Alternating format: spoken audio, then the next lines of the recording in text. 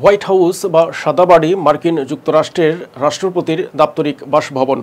Washington ডিসির Pennsylvania এভিনিউয়ে অবস্থিত এই বাসভবনটি 1792 থেকে 1800 সালের মধ্যে প্রতিষ্ঠিত হয়। 55,000 বর্গফুট আয়তনের এই ভবনটি 3টি ভাগে বিভক্ত: ওয়েস্ট উইং, ইস্ট উইং ও এক্সিকিউটিভ রেসিডেন্স। জন অ্যাডামসের পর থেকে যুক্তরাষ্ট্রের সকল রাষ্ট্রপতিই এই বাসভবনে ছিলেন।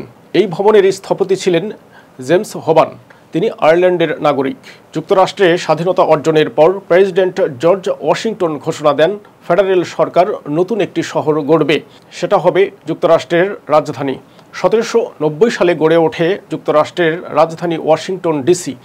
নতুন রাজধানীতে প্রেসিডেন্টের বসবাসের জন্য এই ভবন তৈরি করা হয়। প্রয়োজনে আর প্রেসিডেন্টদের রুচি পছন্দ অনুযায়ী সময়ে সময়ে সরকারি এই ভবনে নানা সংস্কার হয়েছে। বদলেছে এর অভ্যন্তরীণ সাজসজ্জা, যুক্ত হয়েছে বহু অংশ।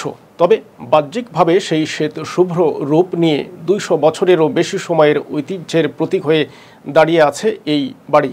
প্রেসিডেন্ট প্রাসাদ, প্রেসিডেন্ট হাউস, এক্সিকিউটিভ ম্যানশন, 1 শতক ধরে বিভিন্ন সময় বিভিন্ন নামে পরিচিত হয়েছে এই ভবন। সরকারি নথিপত্র ও গণমাধ্যমে বহুল ব্যবহৃত এসব নাম ব্যবহার করা হতো। অবশেষে 1901 সালে প্রেসিডেন্ট থিওডোর রুজভেল্ট ভবনটির নাম আনুষ্ঠানিকভাবে হোয়াইট হাউস রাখেন। সেই থেকে ঐতিহাসিক ভবনটি এ নামেই পরিচিত হয়ে আসছে। যুক্তরাষ্ট্রের সবচেয়ে ব্যয়বহুল প্রাসাদ হিসেবে একে আখ্যায়িত করা হতো তখন। সেই সময়ে হোয়াইট হাউসের নির্মাণ ব্যয় ছিল $2,32,000 বেশি। হোয়াইট হাউস শুধু মার্কিন প্রেসিডেন্টের সরকারি আবাস নয়, এখানে আছে প্রেসিডেন্টের দপ্তর ও ওভাল অফিস। 6 তলা আবাসিক ভবনটিতে আছে 132টি কক্ষ, 35টি বাথরুম, 412টি দরজা, 147টি জানালা, 8টি সিঁড়ি, 3টি লিফট আর 28টি ফায়ারপ্লেস।